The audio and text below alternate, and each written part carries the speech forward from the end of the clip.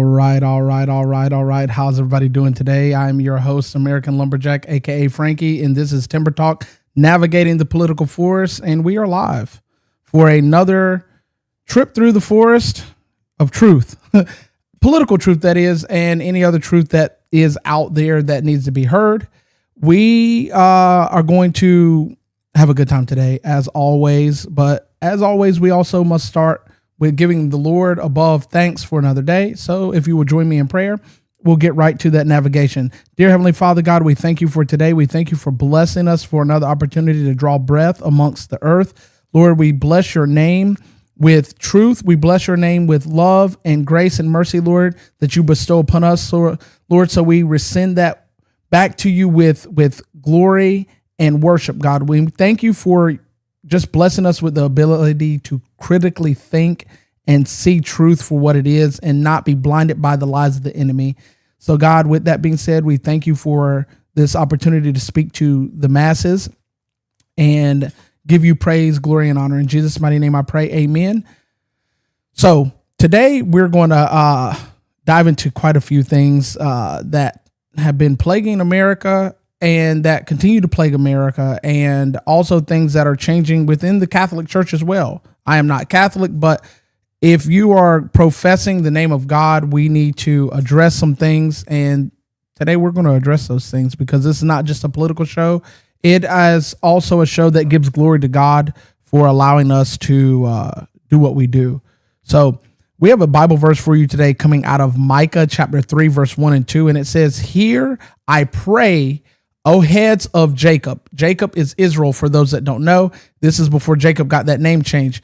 "Heads of Jacob, and you princes of the house of Israel, is it not for you to know the judgment, who hate the good and love the evil, who pluck off their skin from off of those of their flesh from their bones?" So today we're going to talk about a power structure in America, because the power structure has moved away from the people and more so to the hands of those that liken themselves unto our leaders, which are our representatives. And we have a lot of things that we're going to discuss today that should make your blood boil in the United States, because we have this movement where our representatives are taking liberties for themselves and not caring for the people that put them there, right? So with that being said, without further ado, our first segment of the day is foreign Wi-Fi. Now, the federal government is making a lot of changes, and in a lot of changes, they're trying to shore up our borders, both foreign and domestic. So foreign agencies have been able to attack America through, the internet, and the internet is infrastructure that we need in this country. So if you guys recall, some years ago, the federal government told Huawei, which is a Chinese cell phone company that was huge amongst the world, that they had no more rights to be in the United States because China had listening devices within their cellular devices that were sold in the United States that were feeding information back to our enemy, being China, right? So the commission has taken a major step in their name for national security. And in doing so, they're saying, hey, no more foreign routers are going to be allowed here in the United States. And they're no longer approving any of these moves from these foreign countries who make these things. So the FCC has effectively blocked any of these devices being manufactured and then allowed to be entered into our market. No approval, no import, and no sale. So this also has happened to DJI, the famous drone company. And so far, America has not replaced that company. And any of you drone enthusiasts who have drones has heard the name DJI, or even in the action camera arena, you know that. So America seems to be shoring up its borders by not allowing foreign adversaries to make products that, be them good or bad products, to allow them to enter into the United States as a whole. So these routers have been labeled as unacceptable risk that the United States is no longer allowing in this country. And investigations have ultimately found that some of these devices have been used in cybersecurity attack, espionage operations, and targeting the U.S. infrastructure as a whole. Listen, I love when the United States actually does something for the United States of America, for the people. And in this case, this happens to be one of them. So if you've been following me for any amount of time, you know we have covered how China has constantly undermined the American power structure by having spies, by incorporating even Americans who don't necessarily love our country to give them information. Just for instance, GNC, which is a nationwide company, used to be American owned. Now it's no longer American owned. It's owned by China. And every time you swipe your card, information is given to China from GNC. And I did do a segment many months ago on how those were on every major military base in the United States. And they were constantly pumping information back to China. Well, as another preventative measure, they're cracking down on these routers. And that includes energy systems as well, and any communications networks that run through these routers. Overall, the bigger picture here is that foreign manufacturers are particularly making moves against the United States through their products. And China is leading that. And so they're controlling a significant share of the U.S. router market. Roughly 60% of the market in which everybody, because I don't know in today's world anyone that does not have Wi-Fi in some way, shape, or form, whether it be for their business or their personal use, you're going to have a router. And think that 60% of the market is dominated by Chinese routers. And that's not just a tech issue. This is a security exposure, because if they're putting these listening devices in phones and other products, what do you think they're going to do with something that controls the gateway to your internet navigation?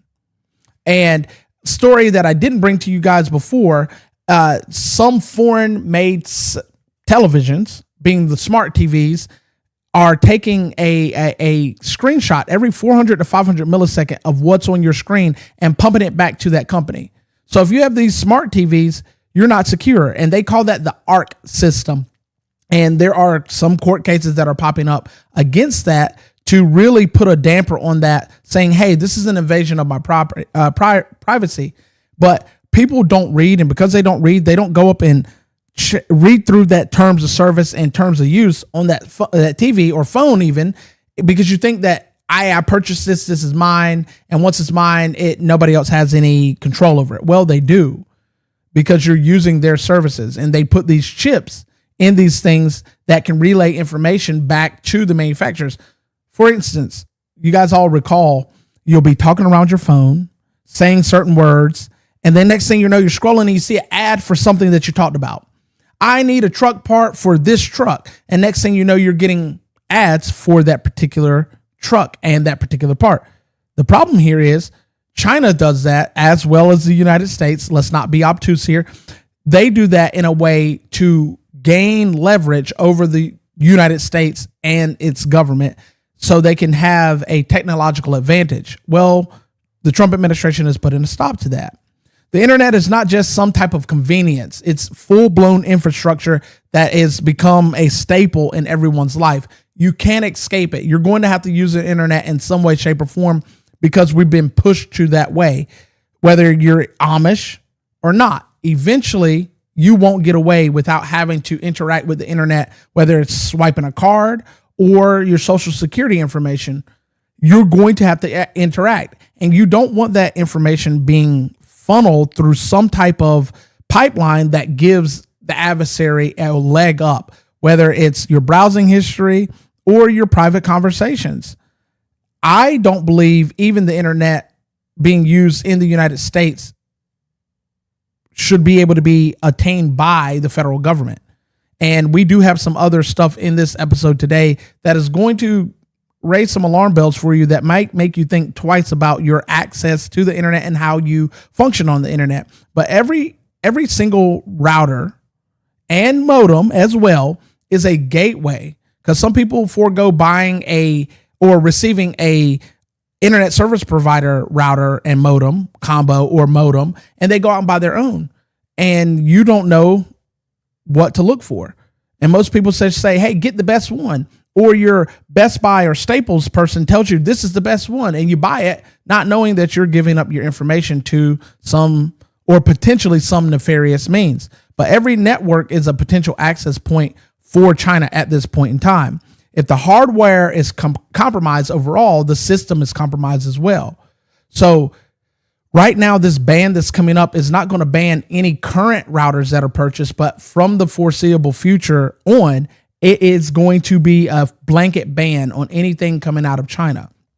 And I'm not totally against that, nor should you be either, because why not protect yourself in every possible way? The best way to do it is just to get away from the internet altogether, which is almost impossible in this day and age. But knowing that being the case, taking the information in stride, you need to protect yourself. Otherwise, you're going to end up a statistic in some type of war, whether it's a war for dominance over your pocket or giving up information to the federal government or even giving up information to your adversaries. So protect yourself in some way, shape, or form. Getting a VPN can help with that. They're not a sponsor of mine, but one of the VPN systems I do like is what is it called? Now I can't even think of the name of it. I use it and I can't think of the name of it because I have my own personal VPN system as well that I've created. But there are several ones. It starts with an E, and I don't know why I'm drawing a blank. I find that to be funny that I start drawing a blank when I want to talk about something that is off the top of my head. But in that particular case, get you a VPN, but make sure you do your due diligence in looking into that company and see who their partners are and where, because if you're not doing your due diligence, you don't really care about yourself when you just purchase something and just run with it, right? Otherwise, you sit here and look like a dummy and wonder why your information is being put out there. Yes. Thank you. Thank you to the chat over here on YouTube. ExpressVPN, excellent company. They don't share your data. They keep it in-house and they erase their data at the end of the session in which you're using that VPN, and it still allows you to have access to your favorite streaming platforms like Netflix, Hulu, and so on and so forth. Whereas most VPNs, when they block it altogether. So you can enjoy knowing that your information is not going to be shared, which is a good thing. If you want to protect yourself, you need to protect yourself even from the country in which you live in, not just the foreign adversaries.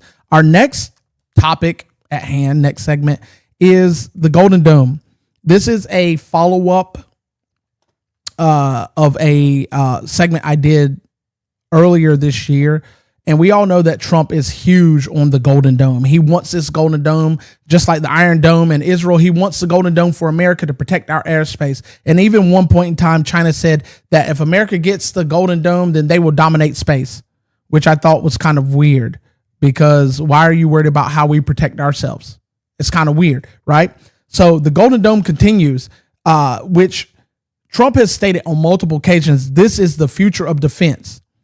And if we want to protect our borders, we need to be able to hit any missile that gets within a foreseeable area that could cause harm to the homeland, right? So Trump is saying here now, as a follow-up, that the future of defense is not just missiles, it's also software.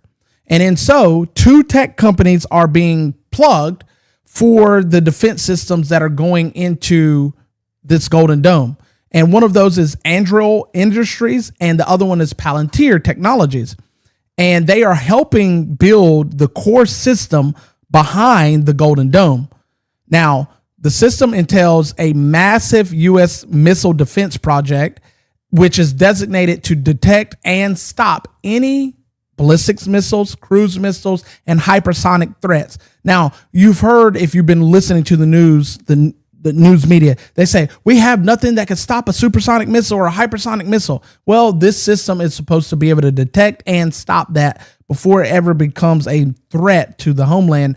And we have seen China we know that China overall is very, very outspoken about their technological leaps and advantages that they have over the United States. And they say, we have an intercontinental ballistics hypersonic missile and we can hit you anytime we want. They won't, but they say they have it. So Trump is trying to future-proof the United States, and in hopes that it never happens or hopes that we never have to use this system, he wants to future-proof it. And this is the way they're going about it. So the overall estimated cost for this Golden Dome and the technology that's going into it by way of AI and other systems is going to be about $185 billion, which I'm here for, because we fund heavily Israel's Iron Dome. Why can't we do that for ourselves? So $185 billion to the United States, I'm here for it. But overall, what makes this different is this is not just a hardware rig. This is a real weapons software system that can protect the United States in real time without much oversight. And these companies are building what officials describe as a glue layer between the system that connects it and the satellites, radars, and sensors of that weapon system. Again, that's the techno babble that most people glaze over when they hear it. This is an all-in-one real-time network that can detect, track, and respond to threats instantly. If you guys are wondering what this looks like, go YouTube Israel's Iron Dome system. Trump is wanting to build that, but better, to protect our borders. So what it's being, or why it's overall being a fast system is important is this is coming amidst a global tension. So this is why you see Trump trying to make this system come out faster. Global tensions are rising. Whether you believe that we're at fault or some other countries at fault or not is irrelevant. We know that global tensions are heightening and the missile threats are evolving, i.e. the hypersonic missile from China. So with the evolution of their technology and their AI systems, we have to evolve as well. The U.S. is accelerating the development to keep pace. A lot of people said 5-10 years ago that America is behind China technologically. Well, the Trump administration is trying to level that playing field by doing so. And this is not something that is optional. This is something that is a must. And if you hate the idea that we have to have this, then you hate the idea that you want to protect your loved ones at some point in time. And this is it's not something that can be turned on the American people because it is made solely to detect and stop incoming threats. This is a strategic 5D chess move, as those people like to say. We love the words 5D chess, but it is indeed that. As the rest of the world advances in their technology and in their software, we have to as well. Now we get to the part of the segment where we have to ask real questions. This is where things start to shift. How much control do these companies have over the system? We know that these people are being contracted to create this, but how much control, how many back doors are going to be put in that these companies can exploit? This is a real question that needs to be asked, because this is not just about defense. It's about data as well. Palantir has their hand in surveillance in the United States. They create the surveillance systems for the United States. They have their hands in targeting systems for other weapons that the United States employs and deploys when they go to war. And they also have their hands in decision making when it comes down through those data pipelines. Overall, I think this is where problems start to pop up. No corporation is a neutral corporation. If you believe that, you're a dummy. Corporations are out there to make money and they sell to the highest bidder. So they're not neutral, not completely anyway. When a private company controls critical infrastructure, such as something like the Golden Dome, you have to start asking questions. Otherwise, you're a dummy. Especially when these systems are tied to intelligence and defense, you really have to knuckle down and ask these questions. You have stakes that change when they have control over certain systems, because the same tools that can protect the nation also can collect information, and that information is power. I always say knowledge is power. So Palantir has a data stream from ICE even. So they know what's going on there. They have this CCTV surveillance all out throughout the United States. So if this private corporation can become compromised in some way, shape, or form, you have a real problem. So I want to know ultimately through this Golden Dome and any legislation that comes through, what guarantees the American people have that we can put the stronghold on Palantir and any other company that dabbles in this area that's contracting with the United States government. Otherwise, we might end up looking like a dummy, and some other president might come in and use these channels to gain more power and information over the American people. And we're already under enough constraint from the federal government as is. So what guarantees do the American people have when it comes to this? These are things that you should be asking yourself and not just blindly following because Donald Trump said so. Do I support the Golden Dome? Yes.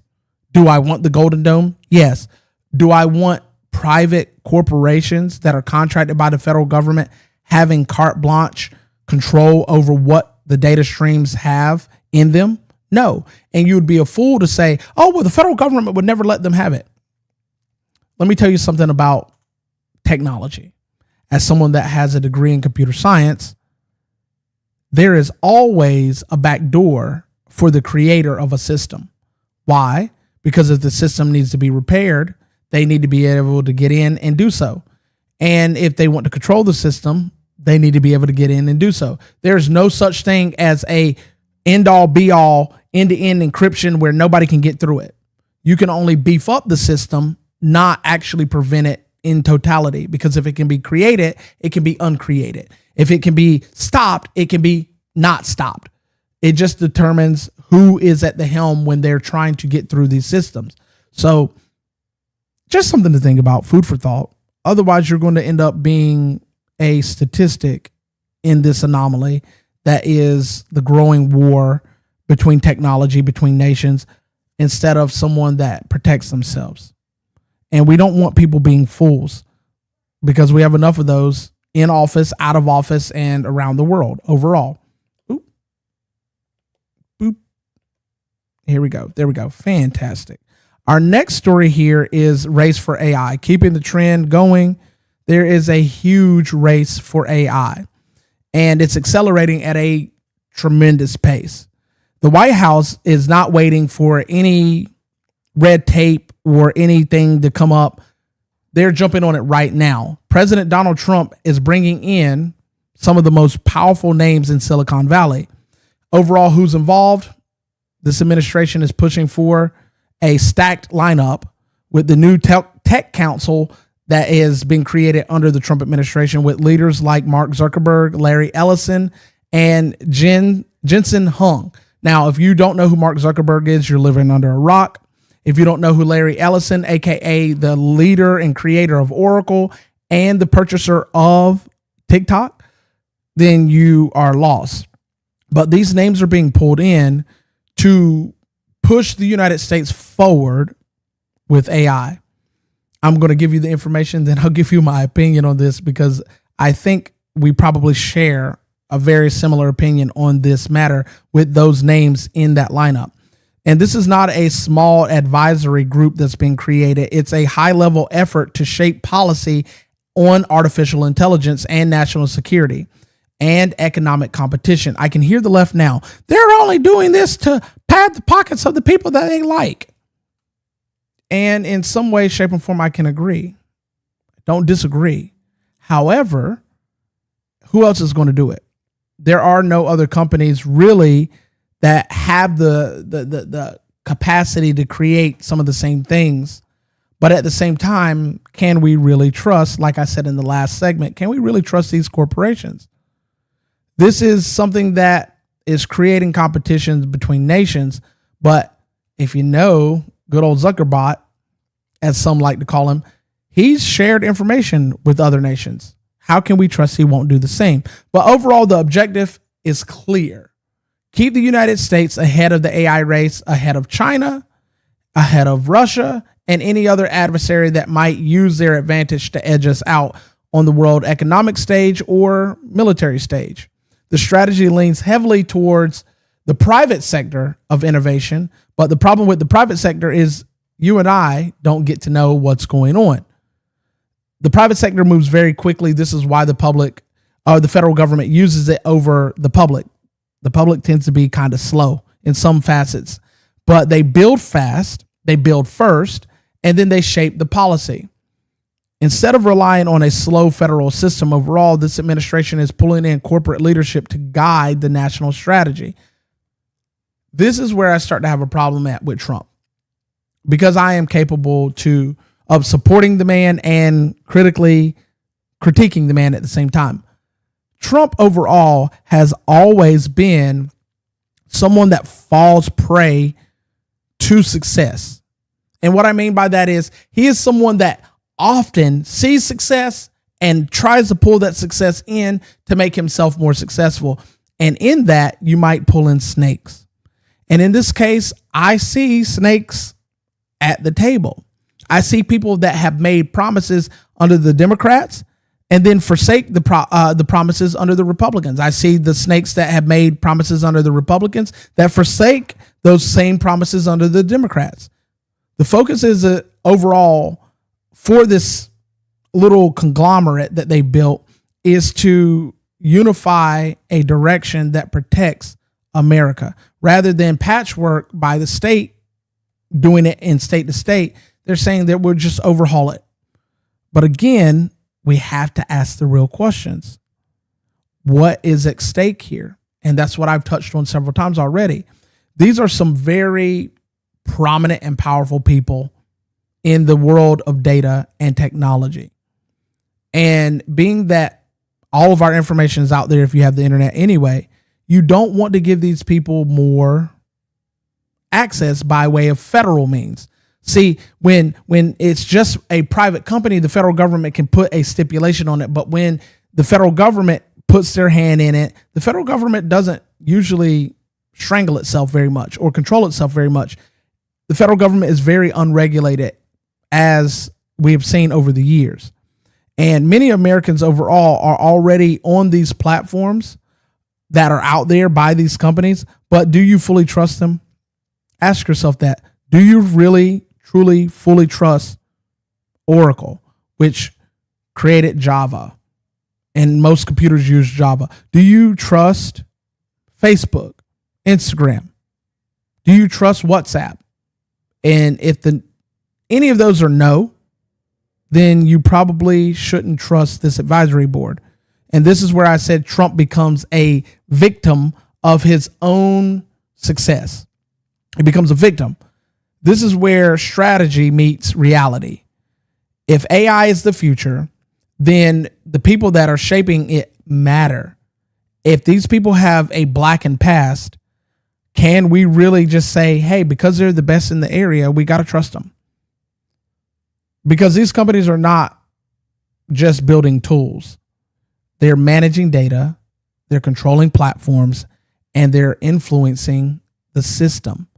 And if we are a part of any of those systems, we are a part, or at very least, susceptible to being influenced. And now they are helping shape the national policy in which controls how we proceed forward with AI. AI is not going anywhere. AI is also not what you think it is. There's a lot of conspiratorial talk out there, and I love a good conspiracy, but there has to be some facts that validate these conspiracies. And saying that this is artificial intelligence and it might gain sentience one day is crazy. Artificial intelligence is really just automated information. If, then, equal to. If this is this, then this happens. If this is this, then this happens. If this is equal to this, then this is what happens. It's just information. You give it a subset of information and it kicks back a subset of information. It's never going to grow a mind of its own and take over the United States. This is not Terminator with Skynet. I'm sorry. Those that wanted that, you're not getting that. But the real worry is the people at the helm of the ship. And while Trump has a good approach to this and a good desire for this, do the people around him have a good desire? This is the question you should be asking yourself. And again, if you answered no to any of those other questions, then you should keep a very strong eye on the movements of these people for the foreseeable future. Otherwise, you might be a victim and not a victor. There's a lot of victims in this segment, a lot, but I don't want you to be a victim. That's why I'm making you aware of it, because the legacy news media is probably not going to make you aware of this. Just like they don't really make you aware of things that are happening in the Catholic Church. Our next segment here is the Catholic Bank. Yeah. The Vatican Bank is been in the news and out of the news. And my real question before we even get into the segment is, why does a church have a bank? Didn't the Bible say it's easier for a rich man to go through the eye of a needle, or a camel rather go through an eye of a needle, which depending on the way you translate it, it can be an actual animal or a rope going through the eye of a needle, than for him to enter the kingdom of heaven? Why does the Vatican have a bank? And they're undergoing another leadership change amid scandal and name calling and defacing. They're going through another power structure change. That's really what it's about. Power structure. They call it leadership to sound real pretty so people like it, but really it's a power structure change. The Institute for the Works of the Vatican is being overturned and overhauled. Often they call it the Vatican Bank is being replaced by they're going in and they're replacing their long-term president, and nobody's really talking about it. And this is something that matters because the Catholic Church has major influence throughout the world. So we need to know why they continuously change this way. So in the change here, John Baptiste de François is being told to step down. They say they use this legal jargon and this corporate jargon to make you think that this person's just resigning so they can save face. But this person is basically being pushed to step down after more than a decade of being in charge. His tenure focused largely on cleaning up past corruption and scandals and financial mismanagement, but he didn't do a good job, because if he did, then they wouldn't be asking him to step down, right? He's being replaced by Francois Pulley, whichever way you want to pronounce it. And this guy is a figure with deep experience in the European banking. Now let that sink in. I want you guys to soak that up. He has deep experience in European banking. I wonder who else has deep experience in European banking. Maybe that's a question you should ask yourself. Overall, the Vatican Bank controls billions in church-related assets. Not millions, not hundreds of thousands, but billions in church-related assets. And it operates with limited transparency compared to most modern financial institutes. So your bank, whether it be Wells Fargo or /Wachovia or Navy Fed, or maybe you have a form of a state employee credit union or Bank of America, they operate with more transparency, and that's for whatever that's worth, because some of them don't. The Vatican Bank doesn't operate with 1/10 of their transparency. And that should make you wonder what's going on and why. Well, this is why they were wroth with corruption, right? This is why this man is being asked to step down, right? Reports continue to highlight concerns after influence behind the scenes has really moved its hands into places that it shouldn't move, including connections between major global financial networks. Yeah. A bank can't have money if they're not connected in some way, right? And that raises a broader question. Who is shaping the financial direction of the Vatican overall? Now we got to take a step back, pause for a beat, and ask, why does religious institutions, again, as I stated earlier, have banks in the first place? Especially if they're having to constantly change who's running this. By the way, just to give you a heads up, the guy that they're putting in place, Mr. Polly, has deep connections to European banking. but also deep connections with Bilderbergs, Rothschilds, Rockefellers, all of those really big names that people don't tend to smile at when they hear them. Yet he's heavily connected with them. People like George Soros. Yeah, if you do your research on these people, you find out that these people are sitting at tables with very unsavory characters. And now this guy is heading the Vatican Bank. But again, I reiterate, why does a religious institution have a bank? And why are they managing billions of dollars? And how is that money being handled? I mean, if you've had tons of rumors and tons of corruption that has been put out there into the ether and people can see it, we know how it's being handled. And then you put someone new in place to fix that, and that person doesn't do it, or maybe they did do it, and now they're being asked to step down. And you're putting someone that has sat at tables with snakes and devils? Crazy. Supporters say it funds global operations for charity. That's what the bank's for. And they help churches around the world. And they help with world problems when there's earthquakes and storms. Honestly, I don't think I've ever heard of the Vatican sending money to the United States when bad things happen. Usually that comes from the pockets of, the people through taxes. I don't think I've ever heard of that. And even in my research, I can't find any definitive place where it said that the Vatican has ever helped the United States. Yet somehow, some way, the United States every year through private means sends the Vatican Church $14 to $15 million a year. But I find it very alarming because the United States government gives hundreds of millions of dollars in federal aid to the Catholic Church in America. And then the Catholic Church in America somehow, some way turns and sends money to the Vatican every single year. I'm just pointing out some discrepancies I see. Don't bite my head off. You might want to bite my head off in the next segment, which is also about the Catholic Church. But faith institutions carry influence. We know they do, whether the people are blindly following their faith institution or whether they know what's going on and they're a part of the system themselves. Financial institutions also carry power. When the two intersect, accountability is something that matters most, because trust is not just spiritual, right? Trust is also knowing that fruits are seen. If someone tells you they're an apple tree and you see a grape being produced on that vine, you know they're lying.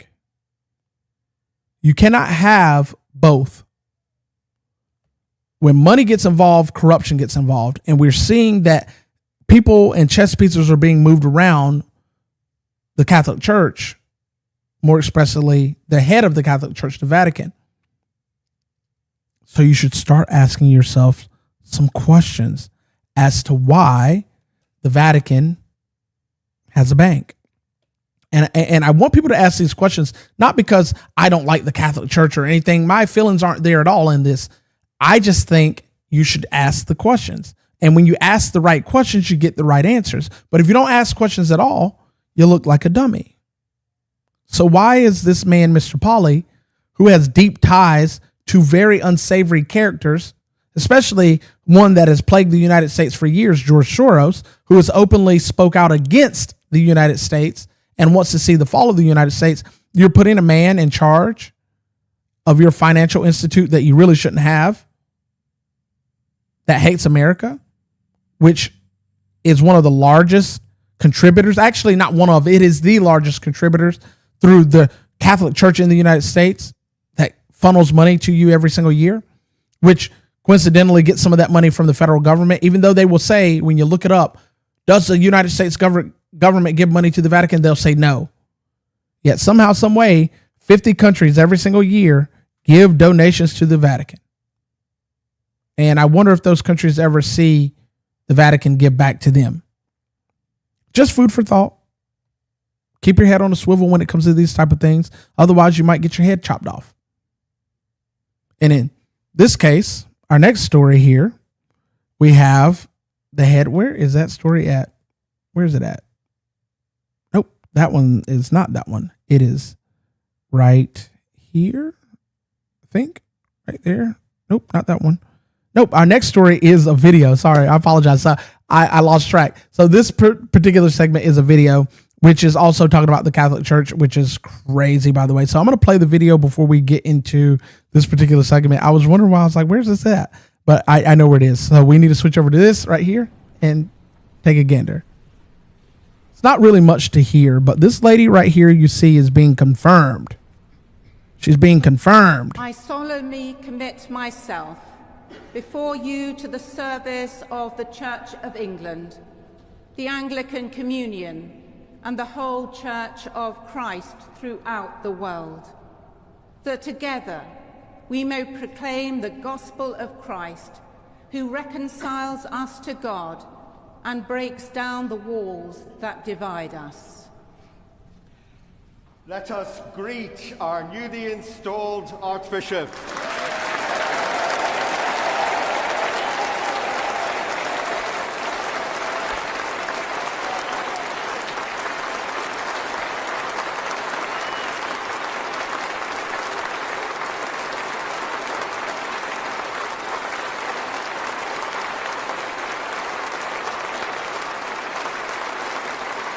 Okay, that's enough of that. It's lots of clapping. Now, I have a lot of opinions on this particular part right here. A lot, especially when it comes to the Catholic Church, because we know how the Catholic Church works, right? This is a major shift, and it's taking place in global Christianity because, you know, Catholics are Christians, right? This is Sarah Malali. I think I pronounced her name right. If I didn't, sue me. Wasn't my point in trying to mispronounce her name on purpose. I just, Malali, whatever. She has been installed, as you said. So you got to pay attention to the lexicon and the language that they use. She has been installed as the first female archbishop. That doesn't even sound right. Female archbishop. But the Catholic Church is Christian, right? The ceremony took place in the Canterbury Cathedral, and in attendance there was the royalty, being the royal family, and political leaders, and even global religious figures from all around the world flew over here to see this lady crowned as the first female archbishop. This was an ancient tradition that takes place often when they get a new archbishop, but the tradition was traditionally male. Now, you might say I'm being sexist or patriarchal and all this other weird stuff because I say a woman shouldn't be in that position, but 1,400 years, you ain't never had a woman in the position, and now all of a sudden, the change is here, kind of like Barack Obama. We need change. Well, here's some change for you. You've stepped away from your tradition and stepped into something new. And I just don't know how some people feel about this. I really want to know how you feel about this. This new installment, right? Not election or someone that has been plugged for the position, because, you know, when they pick a new pope, there's voting that goes on. There's all this stuff that goes on, but not for an archbishop. Actually, every single position in the Catholic Church is technically voted on, but I digress because they have councils for everything. This person was installed. Keyword installed, right?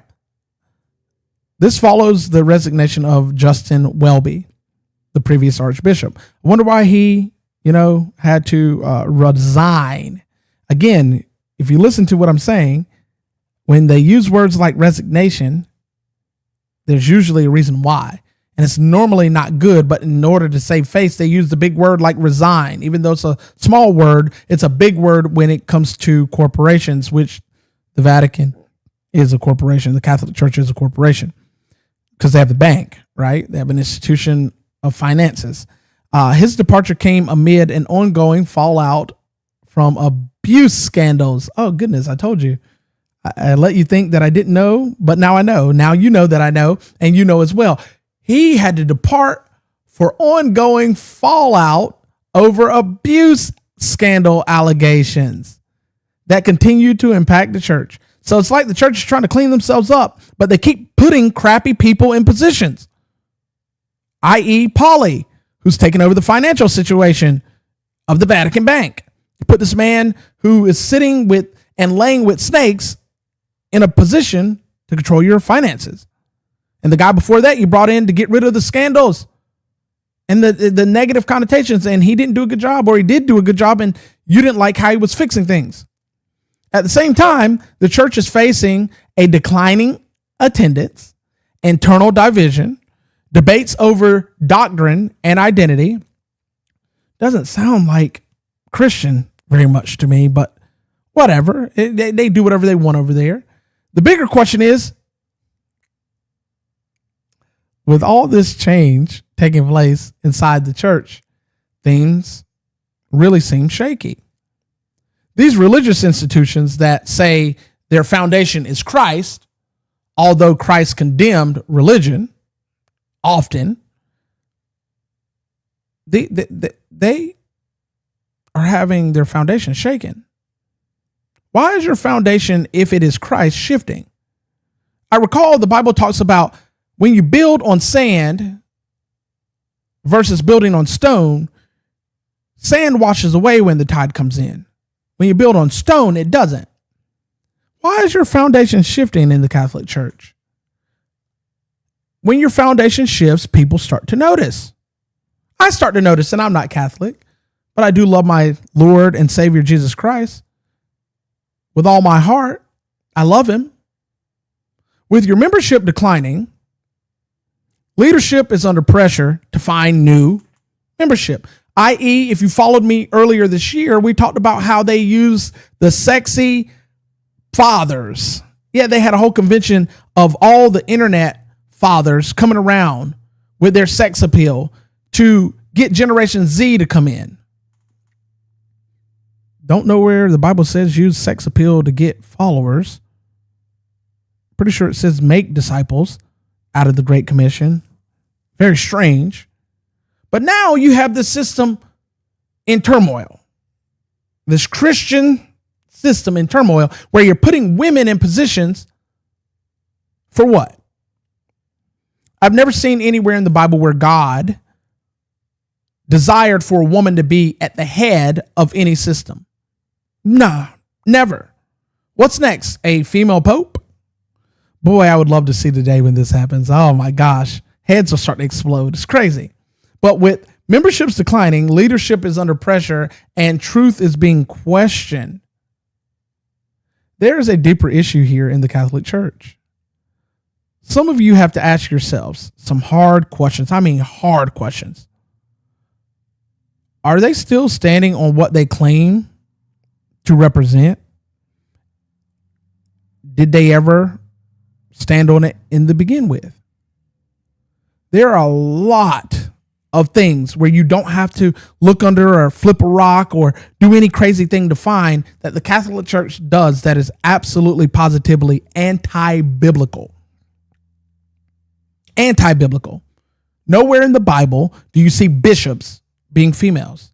Yes, while women do hold positions throughout the church in the Bible, Paul even had women preachers. I know a lot of you like to bring up Timothy where it says a woman ought to be quiet in the church, but that's your misunderstanding of the scriptures. That actually is talking about women being disrupted in the church. Really, it went for men too. Anyone that wanted to disrupt the word being taught should shut up. There were female teachers of the word, but they were under male leadership. They were not out there just doing it by themselves. Oh, but what about Deborah? She led the army to defeat them people. Yeah, because God will use anyone. The word says he's not a respecter of person. He will use anyone. If the man won't do his job, a woman will have to. But guess what? Deborah still gave honor and the win to her husband because that's called order. That's how God works. He works in a state of order. The Catholic Church, my opinion, just seems to be completely out of order and not standing on any foundation of Christ at all. Nowhere do I see Christ being okay with homosexuals getting married, but you do it. So start asking yourself the hard questions. Don't come for me, come for what I'm saying, and then sit with it, chew on it, mull over it. And if you find no error with what I'm saying, maybe I'm wrong. But if the things keep popping up and happening, maybe you're just in denial. And that's okay. But denial is a river in Egypt. Shouldn't be a state of mind. Our next segment here is another video. And I am excited to present this for you. Actually, no, it's not. No, it's not. No, this next segment, I'm a little ahead of myself. I don't normally bring you any information from a standpoint of state-based unless it's something that is national worthy, because I don't believe we should focus on little issues. That's what the local level should be doing. And if you're not working on your local level in your state, you're doing yourself a disservice. But we have to understand that there is a form of political intimidation going on in the United States where some candidates seemingly drop out because they say it's a no-win situation. Well, in the state of North Carolina, it's not a no-win situation. These people are just being politically intimidated heavily.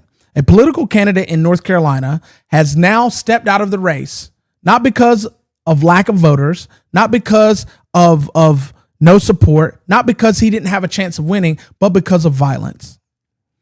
Aaron Martin, a Republican candidate for Mecklenburg County, which is Charlotte. If you guys don't know, Charlotte is covered by like 4 counties. Mecklenburg County being the larger of them. He stepped down. He was running for a county commission seat and he just stopped. He had his home in Huntersville struck by gunfire. No suspects, no arrest, just bullets. And the result, after his attack went down, Martin withdrew from the race. He cites saying, hey, this went down and no one did anything. He says the shooting forced his family to leave the district.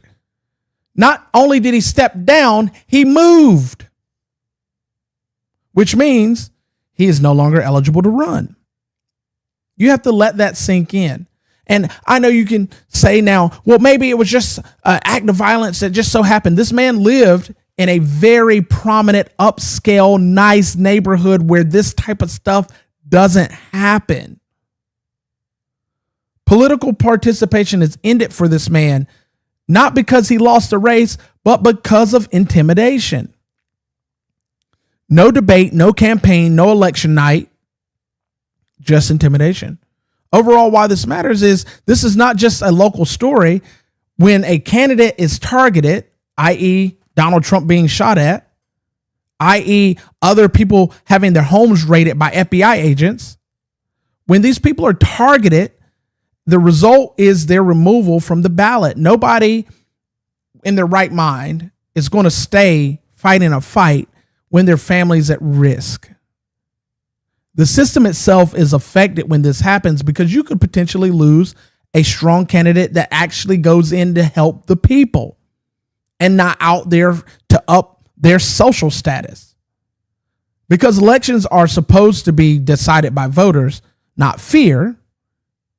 You run into a situation where violence takes over. And ultimately, violence has no place in the political process. I remember some years back where Forrest was running against Roy Cooper in the in the North Carolina governor's race. And Forrest was a shoo-in to win. And then out of nowhere, he just dropped out. I've always wondered why. And now, knowing stuff like this happens, maybe he was politically intimidated. A lot of you are going to say, well, I know what really happened. People don't just drop out when they're a shoo-in to win or when they're leading the polls. They don't just drop out. It makes no sense. Either someone dug up some dirt or they're being pressured. And when intimidation silences participation, everybody loses. Everyone, not just some people, all people lose in this situation. This man could have lost his life. His family members could have lost their life. All because he has an R next to his name. Even if he had a D next to his name, they could have lost their life. Why are we allowing stuff like this? There's no real investigation going on. He just upped and dropped out and moved. When the moment of fear decides outcomes, the system stops working the way it was designed to. That is not a democratic process. I'm not going to say democracy because it's not democracy. It's a democratic process. And we're not a democracy. We're a constitutional republic through and through, from state bottom to federal top. That is a besmirchment to the democratic process, where the people get to decide who they want to serve them best. Now we won't know if he was a good potential candidate or not. We won't know what he could have done for the people or not. He could have been a complete burning trash fire. He could have been terrible, but we won't get to know that because fear and intimidation. So when you start looking at things like this and you smile at it because somebody lost, you're part of the problem.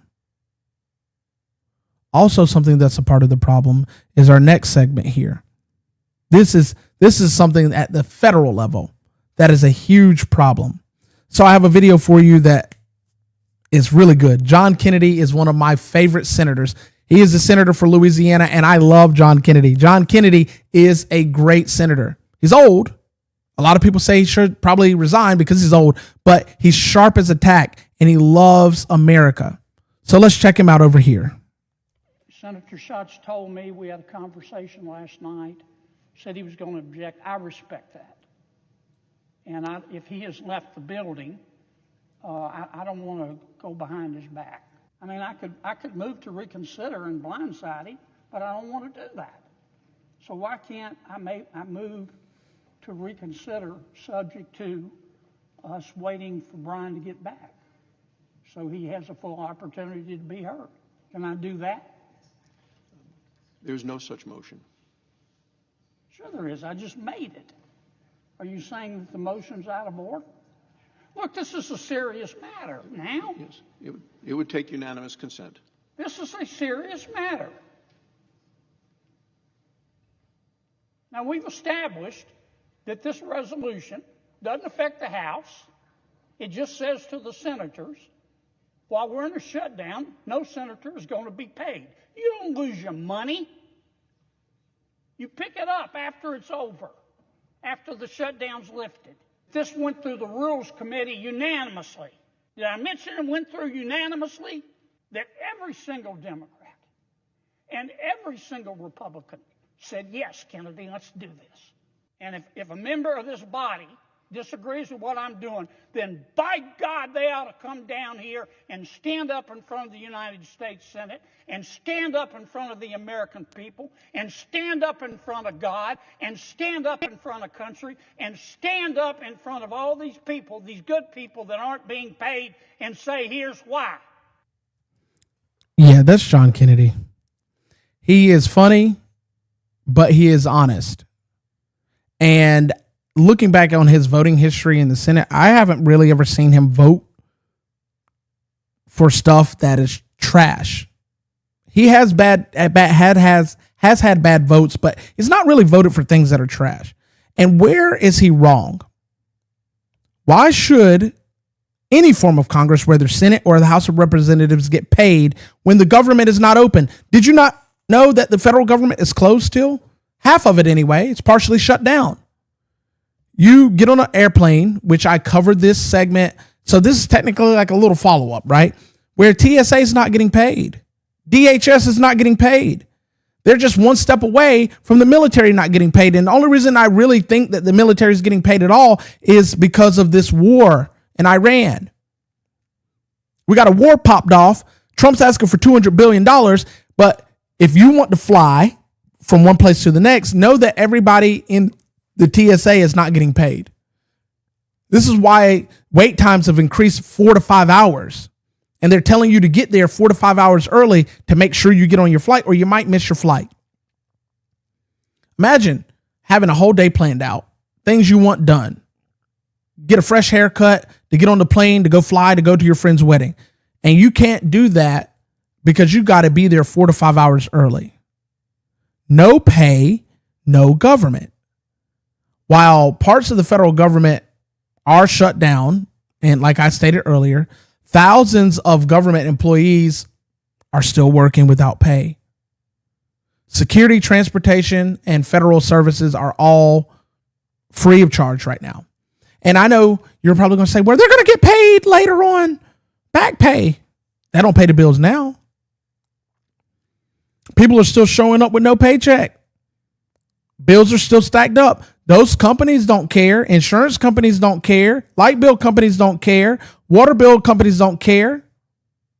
They want their money and they want it now, like J.G. Wentworth. The proposal that Senator John Kennedy was actually making was put forward a simple idea that by a majority, that if the government workers aren't getting paid, then parts of Congress shouldn't get paid. And I think not just because you heard him mention that it wouldn't affect the House, they shouldn't get paid either. What are we talking about? They're part of the government too. They shouldn't get paid either. That is a simple proposal. That is a beautiful thing. That's showing true representation, that if the people that put me here aren't getting paid, I shouldn't get paid either. He introduced a resolution to withhold the congressional pay during the shutdown. No special treatment because you get to make the laws. No exceptions because you get to make the laws. Shared accountability. If the people that work for us, that put us here, which I'm talking about the people that work for us, we the people, not the people that are there. But if the people, because some of us work for the federal government and we put them there, so technically it's a dual relationship where they work for us and we work for them in that particular facet. If the people that are working for us and that we work for are not getting paid, we shouldn't get paid. We shouldn't be getting paid. The proposal overall was brought forward and it was unanimous consent in the Rules Committee. And if you understand how government works, there's a process to get things to where they need to be voted on. So before they ever get to certain, depending on things, whether it's an act or a bill or just a proposal, it goes through different chambers in order and mechanisms to get to where it needs to be. So they had a Rules Committee that said, hey, yes. Now, a Rules Committee might be made up of 20 or 30 people, small groups. It's not the full Congress. It's not the full Senate or the full House of Representatives. It's a small group of individuals in those chambers that get to make a decision as if this is something that should be done, right? And the Rules Committee said yes, unanimously. Democrats and Republicans, yes, let's get this done. That means that one objection to this, because it's a proposal, stops everything. The resolution was blocked, as you saw him talk about, Senator Bryan, and the shutdown continues. This proposal was shut down immediately by a formal objection by a person that wasn't even there. It's crazy. It's absolutely crazy. It was never allowed to reach a full vote. No debate, no accountability vote, just stopped. So ask yourself, I love to ask you guys questions because questions get answers. But if you're not asking them, you get nothing and you wonder what's going on. If the federal workers are expected to carry out their duties and to carry the burden, why isn't Congress? This is something that anybody and everybody, whether you're on the right, the left, the middle, upside down, back, forward, whatever, you should be able to get behind this. You got people that can't pay their bills, can't feed their families, not getting paid. This is not like some refund check for those that qualify at the end of the year for paying your taxes. These people are just not getting paid, period. Why should the people feel the pressure while elected officials keep getting paid, keep taking their private jets here and private jets there, speaking engagements here, book writing signings here, all paid for by us, by the way, while some of us who work for the government aren't getting paid at all. This is what representation is supposed to look like. John Kennedy has done what most people don't have the gumption or the balls to do. He doesn't care about the power. He doesn't care about the privilege. He only cares about being responsible and accountable to those that put him there.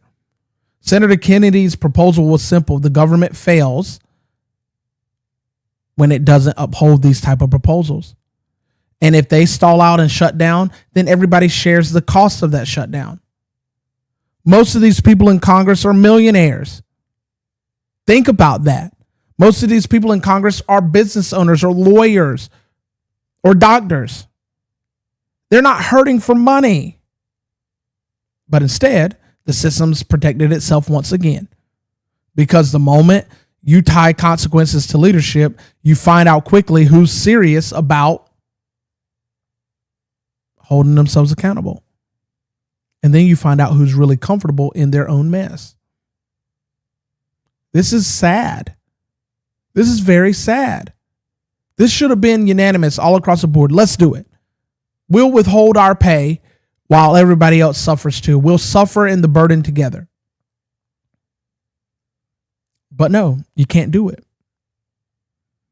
You can't do it.